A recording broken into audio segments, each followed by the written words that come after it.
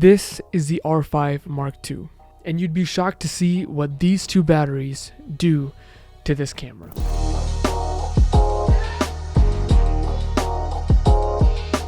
Now before we begin, just like every other camera I reviewed on this channel, I had to buy it with my own money, and I use it pretty much every week in my business. Now I've been using the R5 Mark II for about 6 months now, and I've been putting through all its paces. And before we get into the major flaw that this camera has, let's start off with some of the good things. Just like the R5, this camera has the small little LCD screen on the top of the camera, as well as the mode button instead of a physical dial. The ergonomics are really good. It's very similar to the R5. Looks-wise, they haven't changed much. It has a lot of extra buttons that you can customize into different things, and now while the customization options aren't the best, it still comes in handy in case you want to change the layout of the buttons. The joystick that they added on this camera is a nice addition, but I also think it's a little bit of a gimmick. It works well, but you can always use the dials or the touchscreen as well. They've also added a new hot shoot cover on the top of the camera, and it's a nice addition, but I've already lost mine. They added this in order to make it a little bit more weatherproof, but honestly, I doubt anybody's going to keep track of it, especially after taking it off that first time. And they also added this tally light on the front of the camera, which is nice because it signals when you're recording, and it even starts blinking when you only have a few minutes left of record time. This is nice for videos like this, where the camera is in front of me and I can see when I'm running out of time to record. They've also added these small vents on the bottom of the camera, and that's supposed to help with the overheating issue, but we'll talk a little bit more about that later.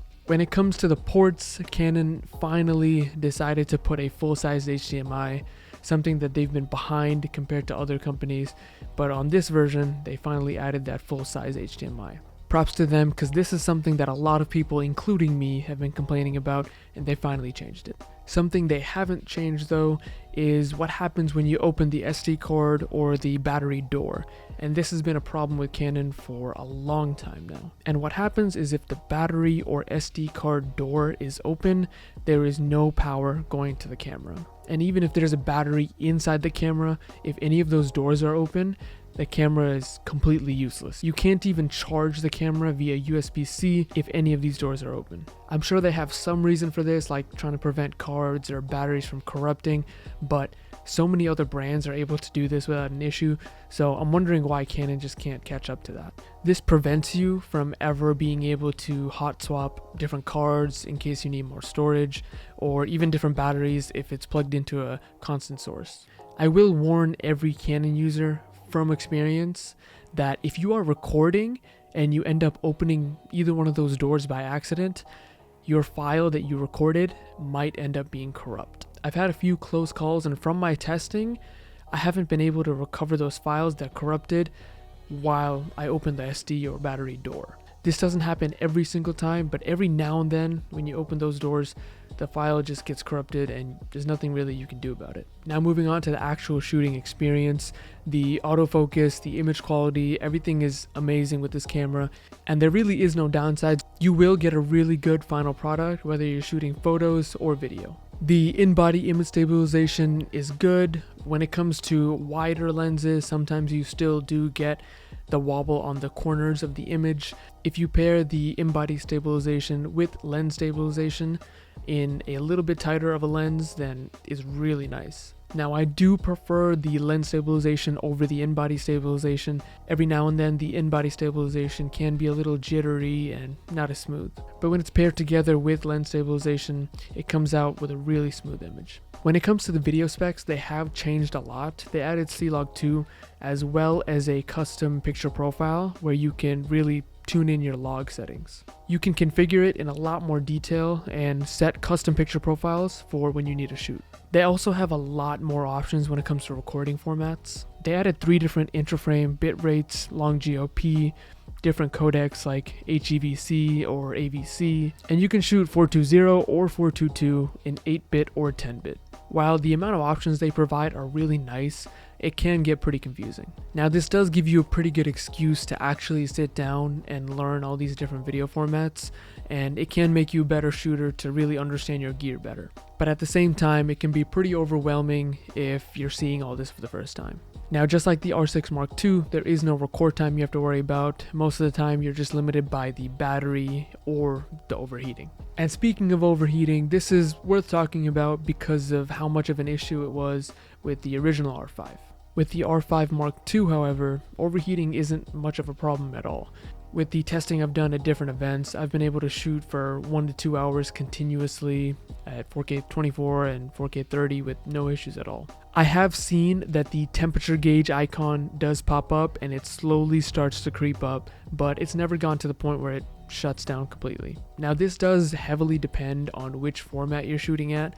Some of them, like higher 4K 60 or 120 options, won't last as long. A new feature that this camera has that helps with the overheating is that you can actually turn on the higher threshold option, which means that the heat will get to an even higher point before actually turning off. This is pretty easy to turn on in the menu system, but they do recommend that you don't touch the camera directly when you're shooting on this option. Maybe have it on a tripod because it does get really hot. And after all that, if the overheating is still an issue for you, then Canon even released a new battery grip with built-in fans. This fan battery grip does hold 2 Canon batteries, and the unfortunate downside is that you have to use these 2 specific Canon batteries in order to make it work. And that brings us to the biggest problem I've been having with this new camera: the batteries. Now, Canon did update their batteries with the release of this camera, and that's okay. Updates are great, and especially if it helps with the efficiency of the camera, I'm all for it. But this update comes with a huge downside, and it's that all of the previous batteries have heavy restrictions if you use it with this camera. And what I mean by that is that if you don't use this specific Canon battery with this white line on it, if you don't use this one, then you are heavily restricted. You cannot shoot in 60 or 24 in any modes, whether you're in 1080, 4K, or 8K. And I actually found this out on a job while I was shooting. And since all of my gear is Canon, I have all types of different Canon batteries that I use, and I can just swap out to any of my cameras. I have a couple of the brand new ones, the last generation ones, as well as a lot of the older ones, and even some third-party Canon batteries. As someone who has a variety of all of these batteries, I didn't really pay much attention to which ones I'm swapping in and out. And so I'm shooting with the R5 Mark II on a job, and all of a sudden I switch out batteries, try to continue to shoot, and all of a sudden my camera isn't in 60 anymore, and it can't even shoot in 60. I go through the menu system, and at first I don't even realize it was the battery that did this. I thought I accidentally messed up some of the settings, or I changed something, because I was not able to shoot in 24, I was not able to shoot in 60. The only option that was available was 30. Now, luckily, since I do have multiple cameras, I continued shooting without my R5 Mark II, and when the shoot was over, I went back home to do some tests, and I realized that it was the battery that was causing the issue. The type of battery I was using was not allowing me to shoot 24 or 60. This was super frustrating because I have all of these batteries, and now the majority of them will not let me use this camera to its full potential. This was the first time I was so frustrated at Canon that I was even considering switching to Sony. I was just so confused on why Canon would even do this. If you look at the back of these batteries, the watts and the milliamps, a lot of these are identical. There's not much of a difference at all. And when looking online, there wasn't many people talking about why exactly this is. Now, to be fair, since then, Canon has released a firmware update that allows you to shoot 24 and 30, but 60 is still limited on everything except these new batteries. So now at this point, I was really curious to see how all of my batteries affected my camera. So here I have 4 different types of Canon batteries. I have the LPE6P, which is the newest one that comes with the R5 Mark II. I also have the previous LPE6NH, and this one has this small little square on the battery. I also have the original LPE6, and this is what they've been using forever. And to get the full spectrum, I even have a third-party lithium battery that I want to test out. Now let's start with the newest battery, and as expected, you're able to shoot in all formats, all frame rates, with zero issue at all. This is the battery that I'm assuming will be in all of the Canon mirrorless cameras moving forward. Now let's switch to the previous generation, the LPE6NH. And keep in mind, this battery is still fairly new. It's only a few years old, and it came out, I believe, with the R6. When I put this one into the camera, notice how it turns on, but when I go into the settings, I'm not able to shoot in 60 anymore. With the new update that I installed in my camera, I am allowed to shoot in 24 and 30 now, but 60 is just not there. It's not an option that's available to me. This is super disappointing, but it's not as disappointing as the next two.